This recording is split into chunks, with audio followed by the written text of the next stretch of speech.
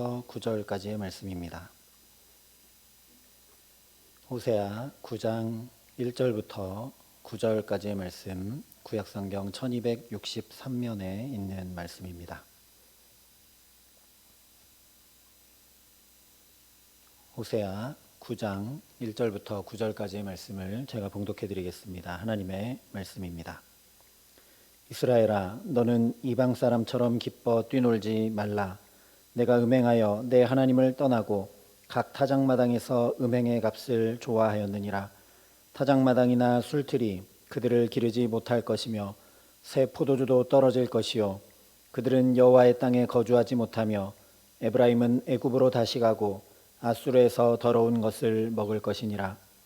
그들은 여호와께 포도주를 부어드리지 못하며 여호와께서 기뻐하시는 바도 되지 못할 것이라. 그들의 재물은 애곡하는 자의 떡과 같아서 그것을 먹는 자는 더러워지나니 그들의 떡은 자기의 먹기에만 소용될 뿐이라. 여호와의 집에 드릴 것이 아님이니라. 너희는 명절날과 여호와의 절기의 날에 무엇을 하겠느냐? 보라, 그들이 멸망을 피하여 갈지라도 애굽은 그들을 모으고 노브는 그들을 장사하리니 그들의 은은 귀한 것이나 찔레가 덮을 것이요 그들의 장막 안에는 가시덩굴이 퍼지리라. 형벌의 날이 이르렀고 보응의 날이 온 것을 이스라엘이 알지라. 선지자가 어리석었고 신에 감동하는 자가 미쳤나니 이는 내 죄악이 많고 내 원한이 금이니라. 에브라임은 나의 하나님과 함께한 파수꾼이며 선지자는 모든 길에 친 새 잡는 자의 그물과 같고 그의 하나님의 전에는 원한이 있도다. 그들은 기브아의 시대와 같이 심히 부패한지라. 여호와께서 그 악을 기억하시고 그 죄를 벌하시리라. 아멘. 어제는 41주년 5.18 광주 민주화운동 기념일이었습니다. 시간이 흐르면서 민주화운동의 시발점이었던 전남대학교와 또 거리 시위 및 차량 시위가 있었던 금남로는 이제 민주화의 상징적 장소가 되었습니다. 이것처럼 어떤 장소는 지명보다는 그 장소에서 있었던 사건과 의미를 담아서 기억하고 떠올리게 마련입니다. 성경에서도 마찬가지입니다. 모리아산 하면 누구나 아브라함이 이삭을 하나님께 드리던 장면을 떠올리고, 베델 하면 누구나 야곱이 하늘까지 닿은 사닥다리를 통해 하나님을 만났던 장면을 떠올리고, 홍해 하면 이스라엘 백성이 갈라져 양쪽에 벽처럼 서 있는 물 사이를 건넜던 출애굽의 절정을 떠올립니다. 그리고 이 놀라운 출애굽은 그대로 매년 이스라엘 백성들이 하나님의 은혜를 기억하는 유월절이 되어서 대대로 유월절 절기를 지키게 됩니다. 이처럼 특정한 장소와 사건, 시간과 절기는 우리 몸이 자동적으로 기억을 떠올리고 반응하게 합니다. 호세아 7장과 8장에서는 이스라엘의 역사와 하나님의 율법과 언약을 떠올리도록 합니다. 그래서 역사와 말씀에 비추어서 이스라엘의 죄를 드러내어 알려줌으로 돌이켜 하나님께로 돌아오는 회개를 촉구했습니다. 그런데 오늘 9장에서는 바로 지명과 장소 그리고 절기를 통해 하나님께서 이스라엘의 죄를 밝혀 말씀하고 계십니다. 장소와 지명과 절기를 말씀하심으로 거기에서 있었던 사건과 의미를 단번에 떠올리도록 하시며 이스라엘의 회개를 촉구하고 계신다는 말씀입니다. 먼저 1절과 2절에 타작마당과 술틀이라는 장소를 통해 이렇게 말씀합니다. 이스라엘아, 너는 이방 사람처럼 뛰놀지 말라. 내가 음행하여 내 하나님을 떠나고 각 타작마당에서 음행의 값을 좋아하였느니라. 타작마당이나 술틀이 그들을 기르지 못할 것이며 새 포도주도 떨어질 것이요. 여기 타작마당과 술틀이라는 말씀을 하고 있는데, 성경에서 타작마당과 술틀은 자주 함께 등장을 합니다. 왜냐하면 곡식을 거두고 포도주를 만드는 수확의 기쁨을 나타내는 상징이기 때문입니다. 또한 이스라엘 백성들에게 이 두 장소는 타작마당과 술틀은 특별히 안식년을 떠올리게 하는 장소입니다. 신명기 15장 12절부터 14절에 이렇게 말씀했습니다. 내 동족 히브리 남자나 히브리 여자가 내게 팔렸다 하자. 만일 6해 동안 너를 섬겼거든 7째 해에 너는 그를 놓아 자유롭게 할 것이요 그를 놓아 자유하게 할 때에는 빈손으로 가게 하지 말고 내 양무리 중에서와 타작마당에서와 포도주 틀에서 그에게 후히 줄지니 곧 내 하나님 여호와께서 내게 복을 주신 대로 그에게 줄지니라. 방금 읽어드린 신명기 15장의 말씀은 안식년 규례를 말씀하고 있는데 면제와 자유 그리고 제자리로의 회복을 말씀합니다. 그래서 혹시 가난하게 되어 종이 된 동족이 있으면 7년째 되는 안식년에 자유를 주면서 놓아주되 빈손으로 보내지 말고 반드시 후히 주어 돌려보내라고 분명히 말씀을 합니다. 그런데 타작마당에서와 포도주 틀에서 거기서 후히 주라라고 이야기를 합니다. 특별히 내 하나님 여호와께서 내게 복을 주신 대로 그에게 줄지니라 라고 선포합니다. 다시 말하면 안식년은 단순히 면제시켜주고 자유를 주어 원래의 자리로 되돌려 보내는 것을 훨씬 넘어서서 그렇게 할 수 있을 만큼 7년째에 놀랍게 축복하신 하나님의 풍성하신 공급과 은혜를 경험하고 누리고 나누는 해라는 말씀입니다. 하나님께서 그렇게 종도 놓아 보내주고 빈손으로 보내지 않고 후히 주어 보낼 정도로 놀랍게 축복하시고 공급하신 은혜를 기억하고 누리고 나누는 해가 바로 안식년입니다. 그러니 타작마당과 술틀은 원래 하나님의 공급하심, 하나님의 돌보심, 하나님의 축복하심, 하나님의 놀라운 은혜를 나타내는 상징적 장소입니다. 또한 타작마당과 술틀은 초막절을 나타내는 상징이기도 합니다. 신명기 16장이 이렇게 말씀을 합니다. 너희 타작마당과 포도주 틀에 소출을 거두어 들인 후에 2일 동안 초막절을 지킬 것이요.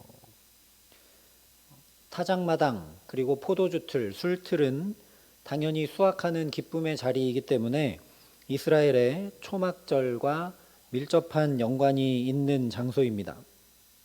신명기 말씀 그대로 하나님의 은혜와 하나님의 공급하심을 감사하며 지켜야 할 절기, 또한 타작마당과 술틀의 풍성함을 주신 기쁨과 영광을 하나님께 올려드려야 할 절기가 바로 초막절입니다. 그런데 오늘 말씀을 보니 타작마당과 술틀이 오히려 정반대로 하나님을 떠난 장소, 음행의 값을 좋아하는 장소와 절기로 완전히 변질되어 버린 것을 보게 됩니다. 마땅히 하나님께 영광과 감사를, 이 풍성한 수확을 주신 하나님께 영광과 감사를 올려드려야 할 타작마당과 술틀이, 또한 이 몸으로 매년 이것을 기억해야 하는 초막절이 오히려 이방인들과 똑같이 우상에게 풍요 제사를 드리는 음행의 절기가 되어 버렸다라는 것입니다. 이런 이스라엘의 타락한 모습은 이미 앞서 2장 5절에서 이렇게 말씀했습니다. 그들의 어머니는 음행하였고 그들을 임신했던 자는 부끄러운 일을 행하였나니 이는 그가 이르기를 나는 나를 사랑하는 자를 따르리니 그들이 내 떡과 내 물과 내 양털과 내 삶과 내 기름과 내 술들을 내게 준다 하였음이니라.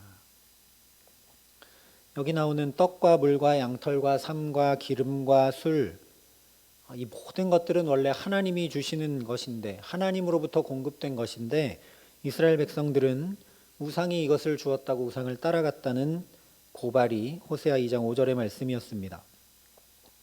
이스라엘 백성들이 하나님의 말씀을 따라 안식년 규례를 지키고 초막절 절기를 지키면서 참된 복의 근원이 누구인지, 누구를 힘입어서 이렇게 지금껏 살며 기동하며 존재하는지, 공급하심과 인도하심이 누구에게서 오는 것인지 전혀 깨달아 알려 하지 않고 당시 가나안의 상황과 환경과 풍습과 관습을 그대로 따라 행함을 또 드러내고 계신 것입니다.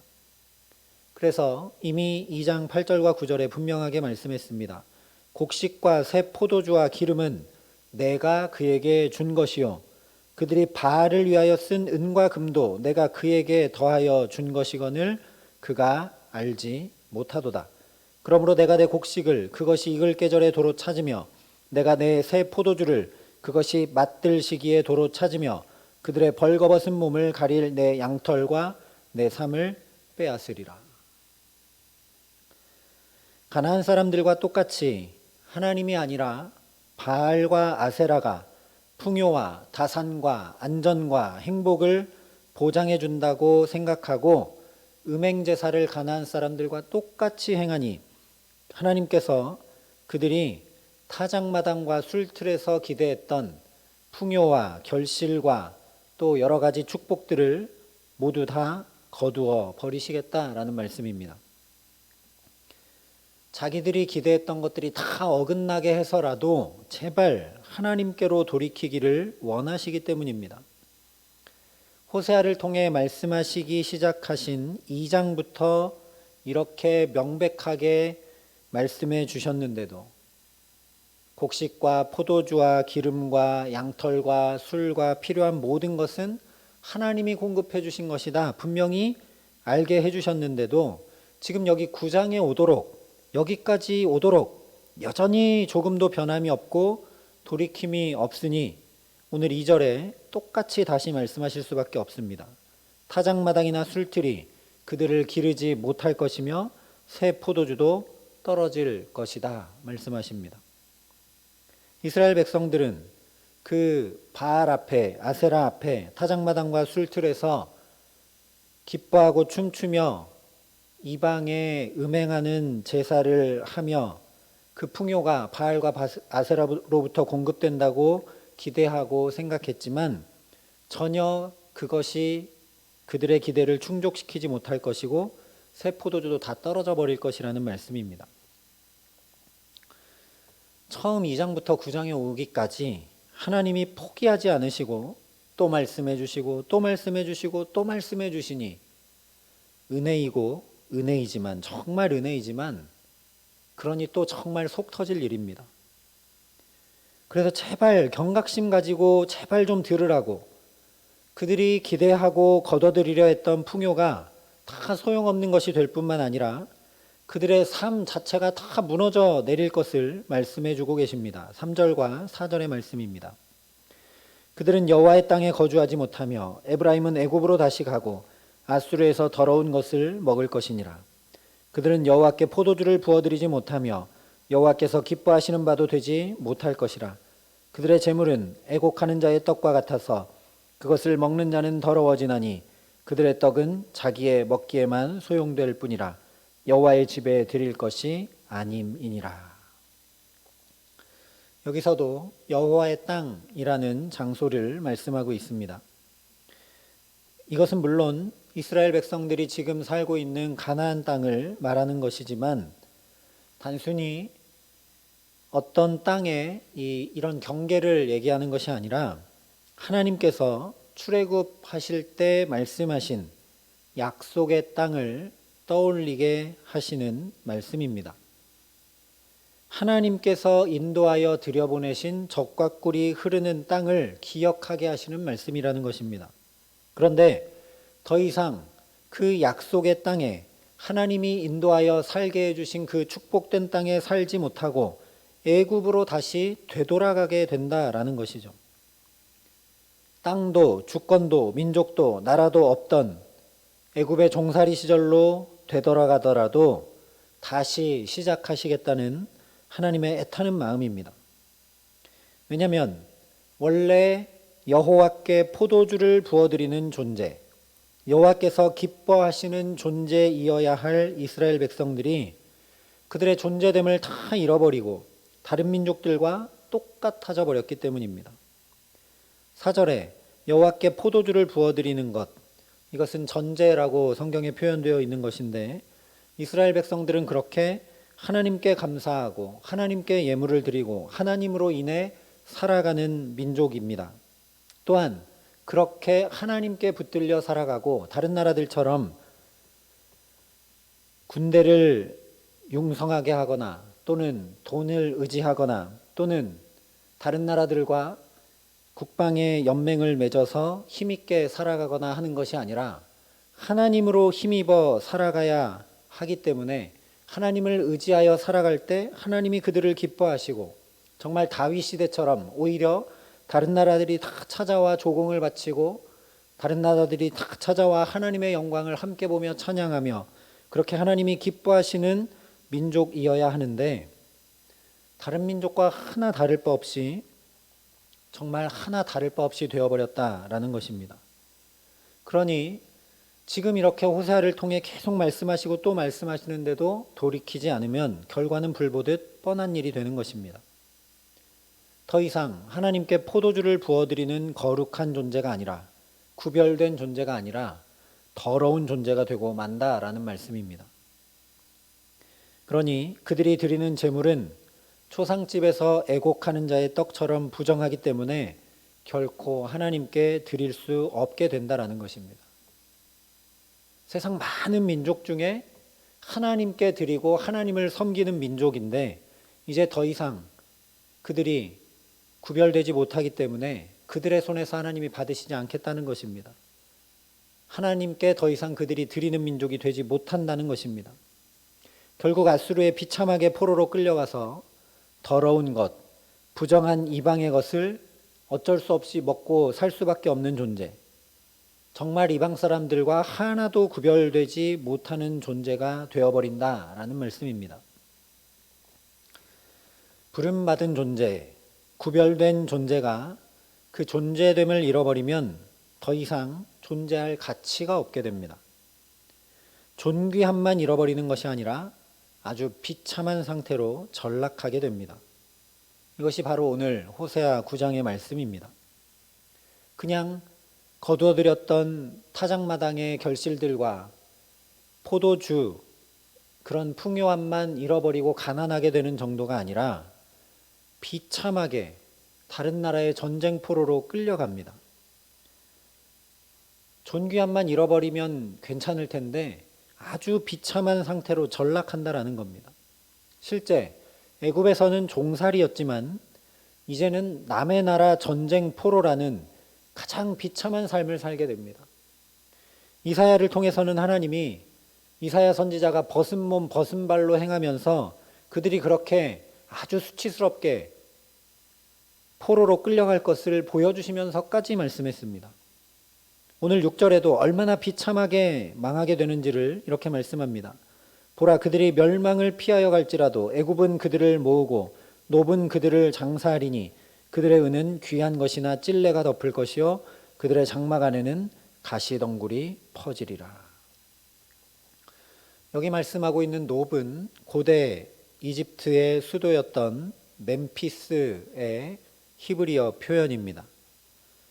그러니 아수르의 포로로 끌려가는 것을 피해서 애굽을 의지하고 애굽으로 도망간다고 해도 그 애굽의 수도인 노비 그들을 장사하게 되는, 다시 말하면 도망가고 의지하고 피하면 될 것 같았던 애굽이 안전한 장소가 아니라 오히려 그들의 무덤이 될 것이라는 말씀입니다.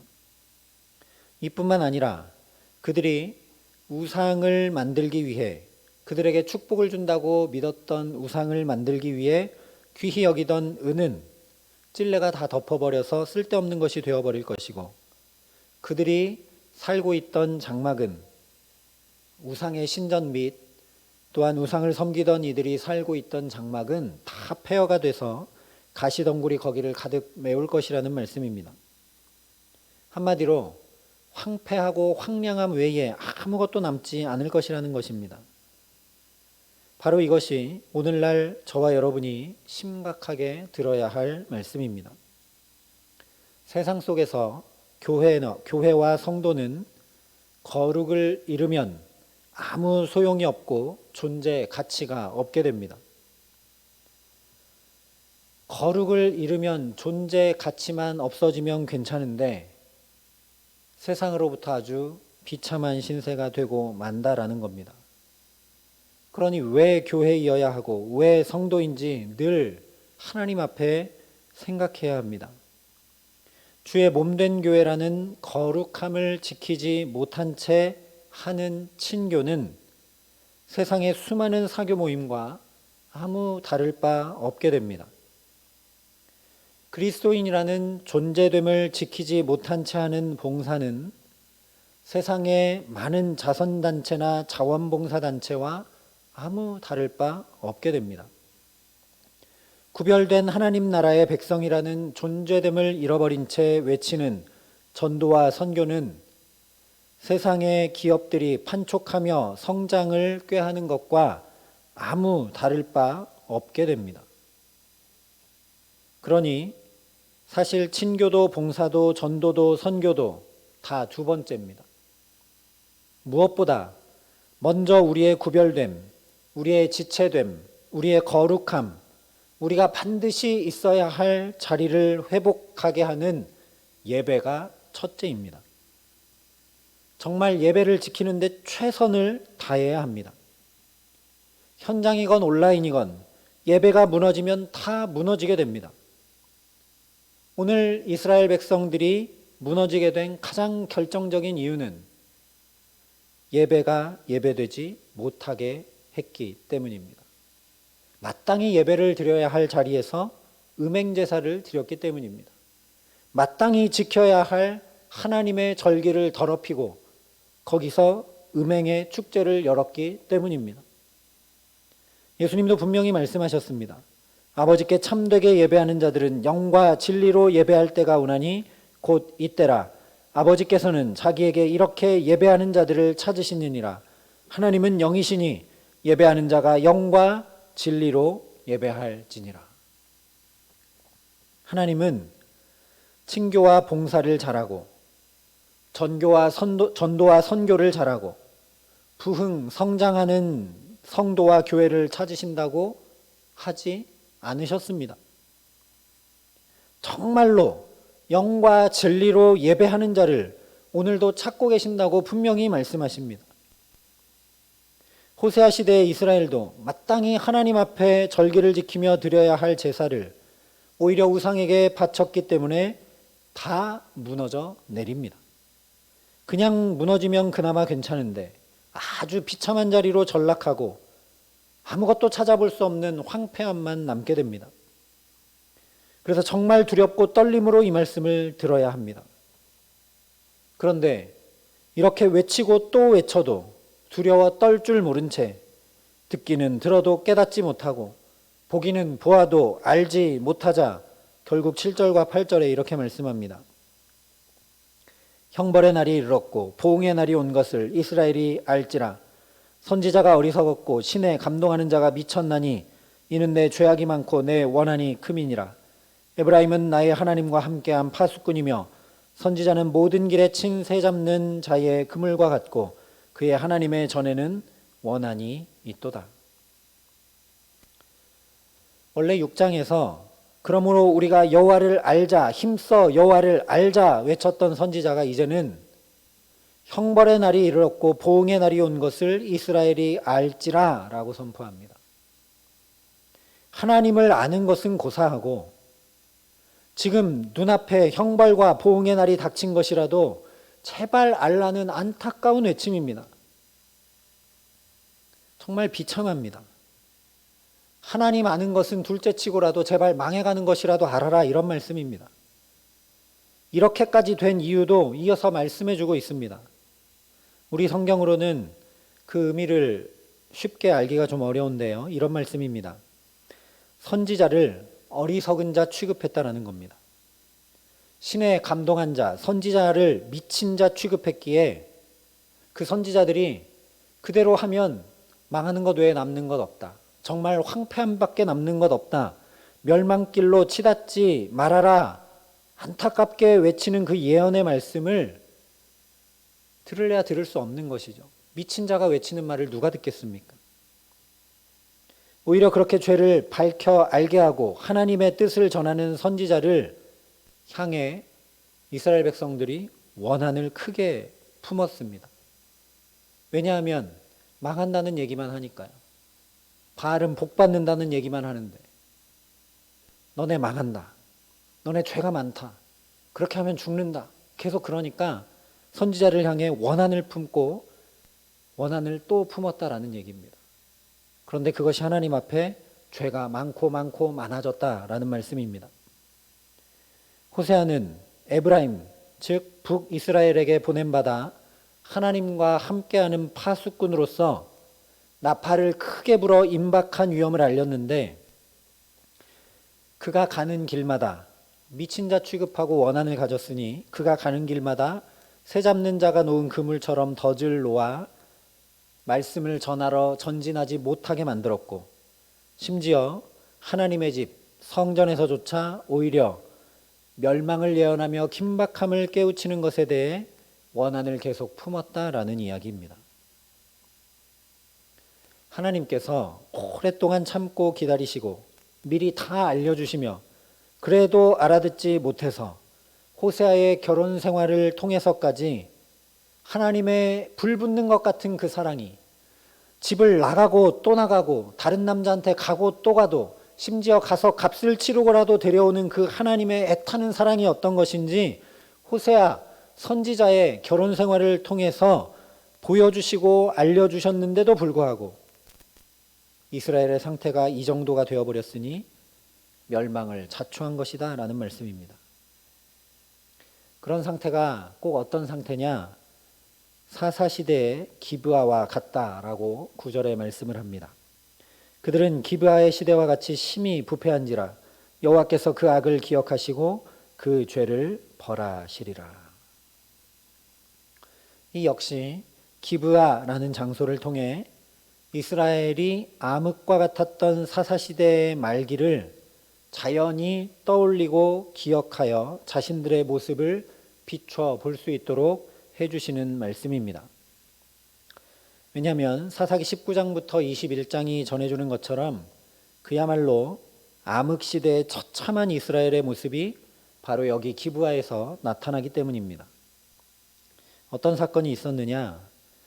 이 당시에 한 레위인의 첩이 집을 나가버립니다. 구별된 레위인에게 하나님의 말씀을 전혀 따르지 않은 채 첩이 있었다는 사실 하나만으로도 충격적입니다.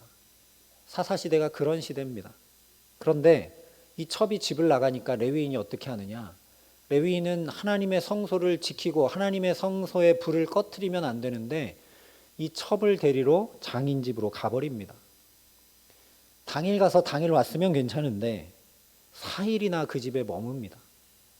5일째 되돌아오는 길에 기브아 여기에 이르러서 해가 집니다. 그래서 유숙할 곳을 찾지만 아무도 영접하는 사람이 없습니다. 나그네를 잘 환대하라는 하나님의 말씀을 지키지 않고 있는 모습입니다. 그런데 한 노인이 유숙할 곳을 찾지 못하는 이 사람을 보고 자기 집으로 영접해 드려서 잘 대접을 합니다. 그런데 그 밤에 기브아 사람들이 불량배들이 꼭 소돔성의 롯의 집에 찾아왔던 두 천사들을 내놓아라 외쳤던 그때와 똑같이 동성애를 해야 되니까 당신 집에 있는 이 레위인을 내놓으라고 집을 에워싸고 난동을 피웁니다. 만류해도 듣지 않아 결국 이 레위인이 자기가 나그네로 이 집에 들어왔다가 이 집이 피해를 볼 것 같으니까 자기의 첩을 문 밖으로 내줍니다. 이 불량배들이 이 첩을 밤새도록 능욕한 후에 새벽 미명에 돌아갑니다. 레위인이 집으로 돌아가려고 아침 일찍 일어나 문을 열어보니 이 첩이 집 문 앞에 엎드려 죽어 있는 걸 발견합니다. 거룩을 지켜야 할 레위인이 정말 얼마나 처참하고 참혹한지 모릅니다. 그런데 여기서 끝이 아닙니다. 이 레위인이 어떻게 하느냐? 자기 첩이 죽은 것을 보고 그 첩의 시신을 찍어서 12덩이로 나눈 후에 12지파에게 한 덩이씩 보내서 이 일을 논할 것을 통보합니다. 그래서 12지파가 모여서 미스바에 논의를 시작합니다. 미스바에 모여서 논의를 시작했는데 이 레위인이 한다는 말이 기브아에서 이런 음행과 망령된 일이 있었다고 하면서 의견과 방책을 내라고 합니다. 거룩을 가르치고 본을 보여야 할 레위인이 하나님 앞에 백성들의 죄가 사함받도록 가르치고 지도하며 그들을 불러 하나님 앞에 제사하여 용서함받도록 주관해야 할 중보자인 레위인이 오히려 자기가 먼저 첩을 들이고 첩을 찾으러 성소를 떠나고 하나님의 율법에 절대 하지 말라고 한 시신을 만져서 12조각을 내고 그렇게 처참한 죄를 짓고도 그 죄가 자기 탓은 아닌 것인 것처럼 이 일을 어떻게 할지 너희가 논해라 이렇게 이야기합니다. 그래서 이 고발은 이스라엘 안에 심각한 내분을 일으키게 됩니다. 기브아는 베냐민 땅입니다. 나머지 지파들이 이 미스바에서 논의를 마친 후에 베냐민 지파에게 사람을 보내서 그 불량배들을 내놔라. 그러면 그 불량배들을 처단함으로 이 사건을 마무리 짓겠다라고 요청을 합니다. 그런데 베냐민 지파가 그들을 내주지 않고 전쟁을 준비합니다. 결국 베냐민 지파가 전쟁에서 초반에는 3번 정도 승리를 하다가 나중에 역습을 당해서 다 진멸하게 됩니다. 그제서야 이스라엘 백성들이 뉘우칩니다.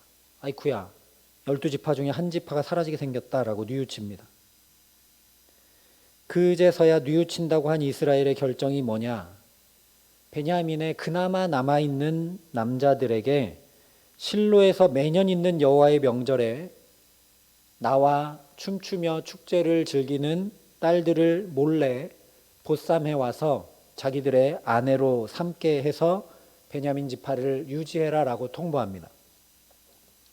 왜냐하면 실로에서 매년 있는 여호와의 명절에 여인들이 춤을 추러 나왔기 때문에 그렇습니다. 이 당시 하나님의 성막 여호와의 집이 있었던 곳이 실로입니다. 다시 말하면 이 사사기 암흑 시대에 하나님 앞에 지켜야 할 명절, 소출을 거두어 감사하는 초막절을 그것도 하나님의 성소가 있던 바로 그 자리 실로에서 여인들이 나와 춤추며 이방의 절기와 똑같이 음란하게 지켰다라는 것입니다. 그러니 이 음란한 축제 자리에서 베냐민 지파가 남아있는 남자들이 마음에 드는 여인을 데리고 가서 아내를 삼을 수 있었던 것입니다. 원래 음란하게 춤추며 제사하는 자리니까요. 제가 좀 길게 말씀을 드렸지만 기브아의 시대가 바로 이런 겁니다. 처음부터 끝까지 레위인부터 이스라엘 모든 백성들까지 어느 하나 하나님 앞에 올바른 모습을 찾아볼 수가 없습니다. 더 자세히 말씀드리기에는 시간이 적지만 중간중간에 보면 하나님을 찾기도 하고 기도하기도 하고 어떻게 할지 묻기도 합니다. 하나님의 백성처럼 행동하는데 결정적으로 그들의 결정과 모든 행동은 이방인과 똑같습니다. 하나님 앞에 바르게 선택하고 결정하는 것이 하나도 없습니다. 실로에서 춤추며 이방인과 똑같이 제사하고 레위인은 시체도 만지고 첩도 드리고 그런 말도 안 되는 고발을 가지고 이스라엘 모든 백성은 분열을 일으키고 죄가 죄인 줄도 모르고 그 죄를 처단하는 것이 아니라 엉뚱하게 서로 전쟁을 하고 그런데 이 당시와 하나도 다를 바 없는 모습이 바로 지금 호세아 시대의 이스라엘이라는 말씀입니다. 그 기브아 시대처럼 심히 부패했으니 하나님께서 이제 그 악과 죄를 벌하실 일밖에 남은 것이 없다라는 말씀입니다. 그 기브아 시대처럼 정말 부패함이 이 정도라면 어떤 희망도 걸 수 없으니 이제 두 손 놓고 포기하는 것이 마땅해 보입니다. 그러나 호세아를 통해 보여주셨던 하나님의 사랑은 끝까지 이스라엘을 붙들고 그대로 놓아버리지 않습니다. 마치 창세기 3장에 범죄한 아담과 하와의 죄를 하나님이 다 아시는데도 불구하고 하나님의 낯을 피하여 스스로 숨어버린 그들이 어디 있는지도 다 아시는데도 불구하고 친히 먼저 찾아오셔서 내가 어디 있느냐? 내가 어찌하여 그렇게 하였느냐? 물으시면서 회개의 기회를 주시고 또 주신 것과 똑같이 오늘도 호세아를 통해 하나님께서 또 물으시며 회개의 기회를 주고 계십니다. 바로 5절의 말씀입니다. 너희는 명절날과 여호와의 절기에 무엇을 하겠느냐? 너희는 명절날과 여호와의 절기에 무엇을 하겠느냐? 지금껏 살펴본 대로 명절날과 여호와의 절기에 이스라엘 백성들이 행한 짓들이 어떠한 것들인지 다 말씀해 주십니다. 거꾸로 얘기하면 이스라엘 백성들이 여호와의 절기에 무엇을 해야 마땅한지 모르는 바가 아니라는 겁니다.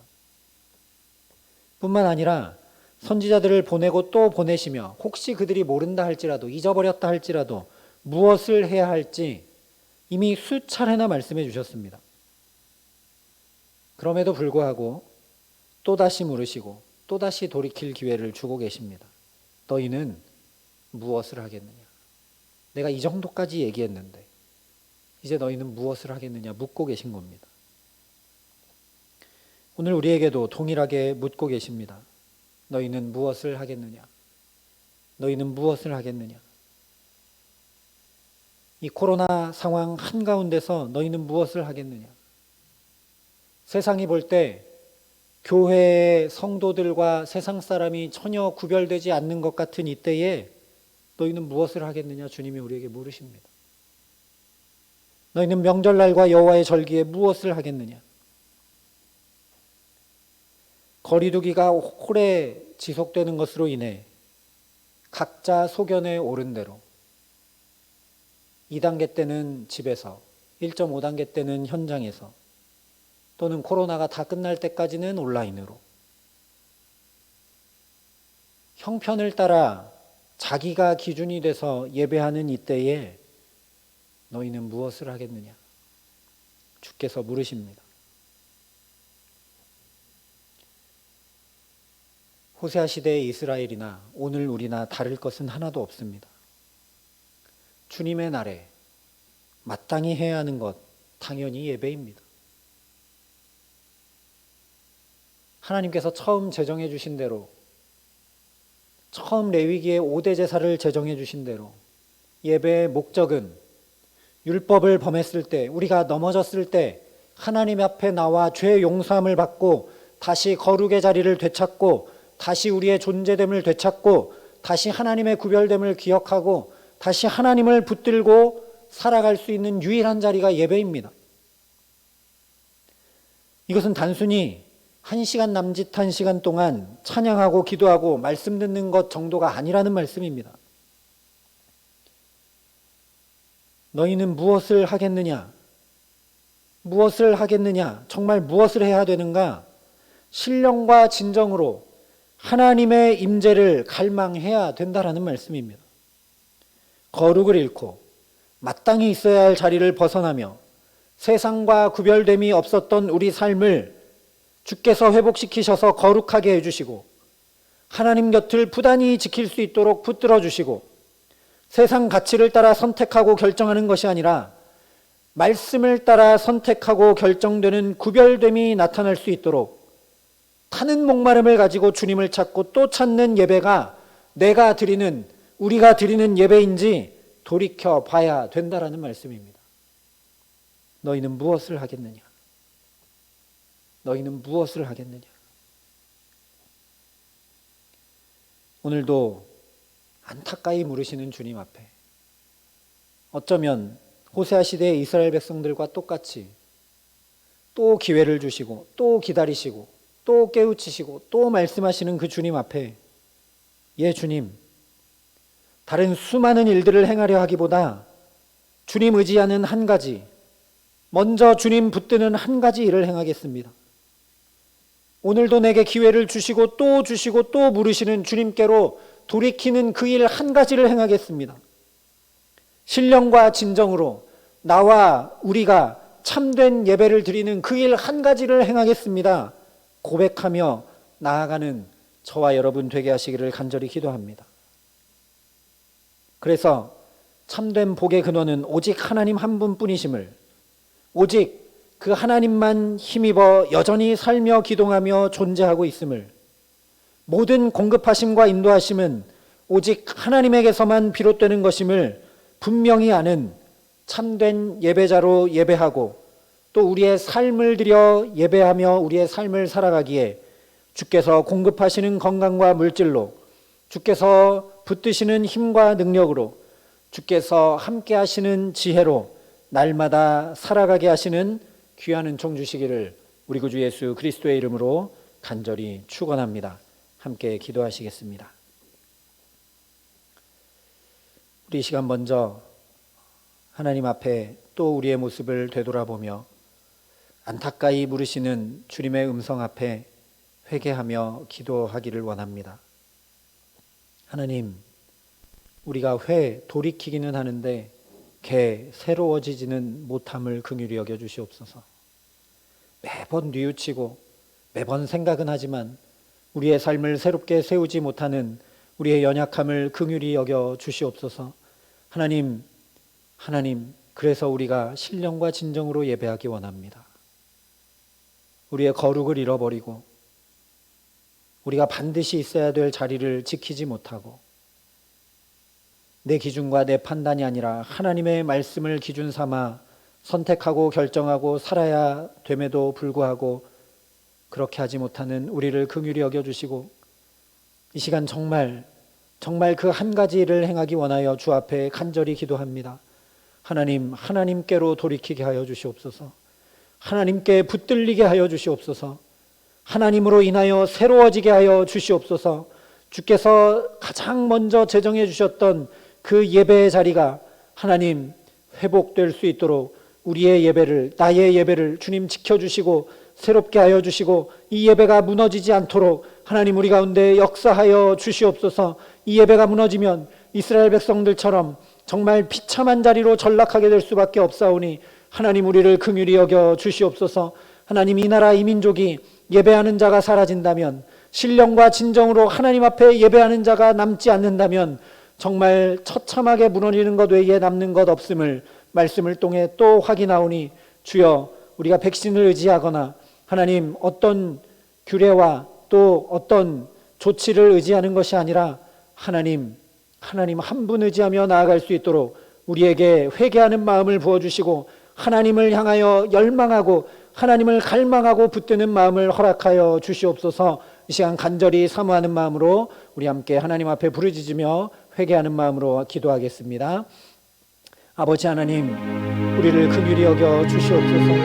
하나님, 우리는 멀쩡히 예배를 잘 드리며 하나님 이 코로나 상황 가운데서도 온라인으로까지 예배드리며 하나님 우리가 하나님을 섬기고 있다고 스스로 속보이는 것은 아닌지, 하나님 이스라엘 백성들도 겉으로 볼 때는 예배하고 또 절기도 지키고 하나님 앞에 드릴 예물도 드리는 것처럼 보이지만 하나님 그 마음 중심은 모두 다 하나님 우상과 똑같이 이렇게 하면 축복받겠지, 이렇게 하면 문제가 해결받겠지, 이렇게 하면 내가 필요한 것이 공급되겠지 하면서 하나님을 이용하고 있는 모습이 하나님 이스라엘 백성들의 모습인데 그 모습이 우리의 모습과 무엇이 다른지 또 되돌아봅니다.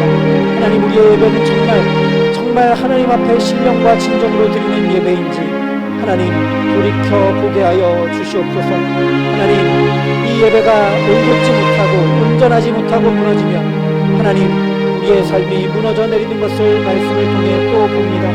하나님 우리를 긍휼히 여겨 주시옵소서. 우리의 이 예배가 무너지지 않도록 하나님 우리를 붙들어 주시기를 간절히 소원합니다. 하나님 코로나 상황이 지속되고 거리두기가 지속되면서 하나님 연약한 우리의 예배가 혹시 무너지고 있지는 아니한지 하나님 정말 신령과 진정으로 하나님 주의 본된 지체됨을 지켜나가며 예배해야 함에도 불구하고 하나님 내 기준과 내 판단대로 거리두기 규칙을 따라서 하나님의 말씀은 생각하지 못하고 하나님 그렇게 예배하고 있지는 않은지 하나님 우리를 긍휼히 여겨 주시옵소서. 우리에게 지혜를 허락하시고 우리에게 하나님 붙들 수 있는 먹는 열망을 허락하여 주시고 무엇보다 타는 목마름을 허락하여 주셔서 아버지 하나님, 우리가 주님을 정말 찾고 갈망하며 주님 앞에 나아갈 수 있도록 하나님 함께 하시고 역사하여 주시옵소서. 하나님, 우리의 예배가 온전하기를 간절히 소원합니다. 우리의 예배 가운데 주의 역사하심이, 주의 영의 운행하심이 가득하기를 간절히 소원합니다. 하나님, 사람이 모이고 사람이 주관하고 사람이 집전하고 사람이 드리는 예배가 아니라 하나님이 붙드시고 하나님이 임재하시고 하나님이 다스리시고 하나님이 회복시키시고 하나님이 온전히 임재하시는 가장 복된 예배의 자리를 우리가 지켜나가고 그 예배를 하나님 앞에 온전히 상달하여 드릴 수 있도록 하나님, 우리 모두를 붙드시고 함께 하시고 역사하여 주시옵소서. 이 시간 우리 다시 한 번 더 기도할 때 주님의 보혈을 의지하고 주님의 성령을 의지하며 함께 기도하기를 원합니다. 하나님, 우리의 죄가 정말 머리 끝까지 찼다 할지라도 주님의 보혈은 그것을 다 덮고도 남음이 있고 씻기고도 남음이 있은 줄 믿습니다. 주의 보혈이 강물처럼 우리의 몸된 교회에, 주의 보혈이 강물처럼 우리의 가정과 일터에 하나님 흐르게 하여 주시옵소서. 하나님, 주의 성령으로 충만케 하여 주셔서 하나님, 우리의 약한 의지와 우리의 정말 연약한 생각이 아니라 하나님의 성령에 붙들려 하나님, 날마다 주님께 그렇게 붙들려 살아갈 수 있도록 하나님, 우리를 성령 충만케 하여 주시옵소서. 성령 강림을 사모하며 기다리고 있사오니 아버지 하나님, 돌이켜 뉘우치기만 하는 것으로 끝나지 말게 하여 주시옵시고 성령이 우리 가운데 충만히 임하여 우리의 예배가 새로워지고 우리의 삶이 새로워지고 우리의 마음 중심이 새로워지고 우리의 가정과 일터가 새로워지며 이 나라 이 민족이 새로워지고 코로나로 힘겹고 어두워진 이 세상이 새로워질 수 있도록 하나님, 성령으로 우리 가운데 충만히 역사하여 주시옵소서. 이 시간 다시 한 번 더 기도하겠습니다.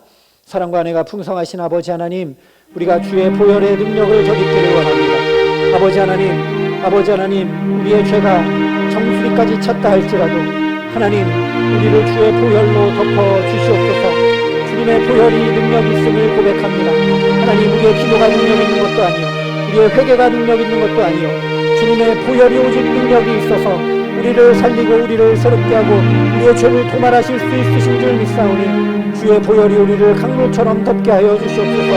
하나님, 주의 몸된 사랑의 빛교회를 주의 보혈로 가득 덮어주시고 하나님, 우리의 가정과 일터를 주의 보혈로 가득 덮어주시며 하나님, 코로나로 하나님 참혹하고 처참하고 어찌할 바를 모르는 이 세상을 주의 보혈로 그물로 가득 덮어주시기를 간절히 소원합니다. 아버지 하나님, 또한 날마다 뉘우치기만 하는 것으로 끝나는 우리를 긍휼히 여겨주시고 주의 성령으로 충만케 하여 주시기를 간절히 소원합니다. 아버지 하나님, 성령의 임재와 성령의 충만함을 덧입기를 사모하며 간구하며 기도하며 기다리오니 주여 우리 가운데 함께하여 주셔서 하나님, 저 초대교회의 사도들이 그러했던 것처럼 성령의 충만함을 덧입어 하나님, 뉘우치는 것에서 더 나아가 우리의 교회가 새로워지고 나의 마음 중심이 새로워지고 우리의 영혼이 새로워지며 우리의 가정이, 우리의 일터가 새로워지고 이 나라 이 민족이 새로워지며 하나님, 온 땅이, 온 세계가 주 앞에 새로워지는 은혜를 덧입을 수 있도록 성령 충만함으로 우리 가운데 역사하시고 함께하여 주시옵소서. 하나님, 우리가 주의 영을 사모하오니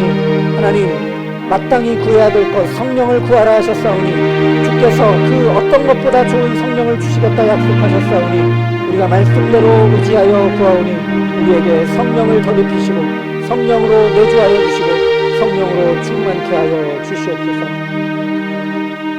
아버지 하나님, 오늘도 주의 말씀을 듣게 하시니 감사합니다. 하나님, 호세아 시대 이스라엘 백성들과 이 코로나 시대를 살아가는 우리의 모습이 무엇이 다른지 아버지 하나님, 말씀을 통해 또 보게 하시니 감사합니다. 하나님, 그렇게 말씀을 듣고 또 듣고도 뉘우치는 것에서 끝날 때가 너무나도 많은 우리를 긍휼히 여겨 주시옵소서. 온전히 새로워지기를 간절히 소원합니다. 하나님, 개가 토한 것을 도로 먹는 것과 같이 뉘우치고 또다시 돌아가고 뉘우치고 또다시 옛생활이 되어버리는 우리를 긍휼히 여겨주시고 우리를 새롭게 하여 주시는 은혜를 덧입혀 주시옵소서. 하나님, 그러니 예배의 자리가 무너지면 안 되겠습니다. 아버지 하나님, 우리를 긍휼히 여겨 주시옵소서. 주의 몸된 교회가 지체됨을 잃어버린 채 예배할 수밖에 없고, 하나님의 말씀을 기준 삼아 부단히 예배하기보다 거리두기 단계에 따라 하나님 코로나 상황 가운데 나의 생각과 판단을 기준 삼아 예배하고 있는 우리의 모습이 아닌지 주님 긍휼히 여겨주시고 우리의 예배가 무너지지 아니하도록 주님 우리를 붙들어 주시옵소서. 예배 자리에 주님이 충만히 임해 주셔야만 사람이 집전하고 사람이 모여서 사람이 드리는 예배가 아니라 하나님이 주관하시고 하나님이 다스리시고 하나님이 임재하시고 하나님이 붙들어 새롭게 하시는 예배가 아니면 도저히 될 수 없사오니 주여 우리의 예배를 붙들어 주시고 함께하여 주시옵소서. 하나님 주의 보혈로 주의 몸된 교회를 덧입혀 주시고 주의 강물같이 흐르는 보혈로 우리의 가정과 일터를 덮어주시고 이 코로나 시대로 힘들어하는 온 세계와 열방을 주의 보혈로 덮어주시기를 간절히 소원합니다.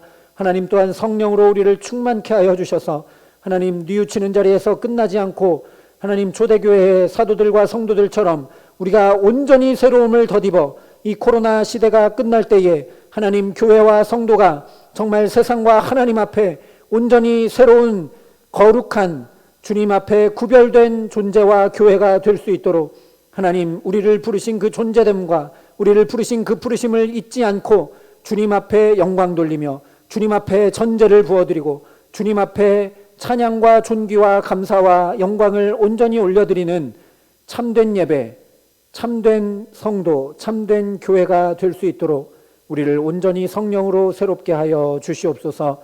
감사를 드리며 우리 구주 예수 그리스도의 이름으로 기도합니다. 아멘. 우리 시간